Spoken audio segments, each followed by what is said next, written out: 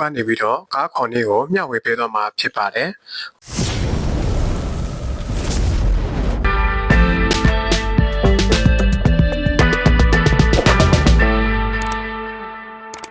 โอเคဒါဆိုရင်တော့ကျွန်တော်နဲ့အတူကြည့်လိုက်ရအောင်ပထမဆုံးအနေနဲ့မိမိရဲ့ဖုန်းထဲမှာရှိတဲ့ OS လေးကိုတစ်ခါဖွင့်ပေးရမှာဖြစ်ပါတယ်ပြီးရင်တော့ဒီလိုမျိုးပေါ်လာပြီဆိုလို့ရှိရင်ကျွန်တော်တို့ရဲ့ဖုန်းထဲမှာရှိတဲ့ location လေးကိုတစ်ခါဖွင့်ပေးထားရမှာဖြစ်ပါတယ်အဲဒါကြောင့်မို့လို့အစင်းရောင်အတန်းလေးကိုတစ်ခါနှိပ်ပြလိုက်ပါမယ်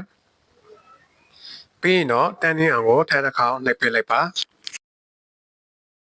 ဒီမျိုးလေးပေါ်လာပြီဆိုလို့ရှိရင်ကျွန်တော်တို့တော့ရှင်တဲ့နေရာလေးကိုရွေးချယ်ပေးရမှာဖြစ်ပါတယ်အဲဒါကြောင့်ဒီအောင်းနားမှာရှိတဲ့ where to ဆိုတဲ့နေရာလေးကိုထပ်တစ်ခါနှိပ်ပြလိုက်ပါမယ်ဒီအပေါ်ဆုံးမှာရှိတဲ့နေရာကကျွန်တော်တို့မိမိလက်ရှိနေတဲ့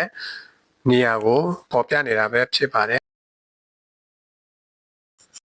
ဒီနေရာမှာမိမိတော့ရှင်တဲ့နေရာလေးကိုရိုက်ထည့်ပေးလိုက်ပါမယ်မိမိတော့ရှင်တဲ့နေရာလေးကိုရပြီဆိုလို့ရှိရင်ဒီမှာ enter လေးကိုခောက်လိုက်ပါမယ်ဆိုရင်တော့ကားတွေအများကြီးကျလာပါလိမ့်မယ်အဲ့ဒီထဲမှာဒီလိုမျိုးလေးပေါ်နေပြီဆိုလို့ရှိရင်မိမိစီမံကားလေးကိုရွေးပြရမှာဖြစ်ပါတယ်အဲ့ဒီနေရာမှာကျွန်တော်တို့ကားတွေက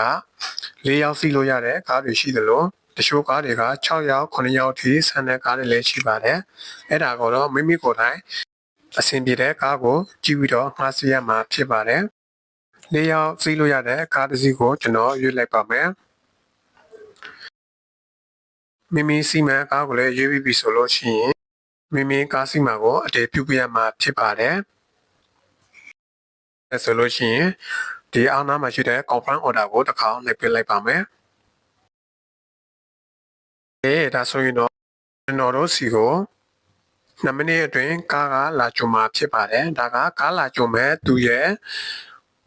ပုံပဲဖြစ်ပါတယ်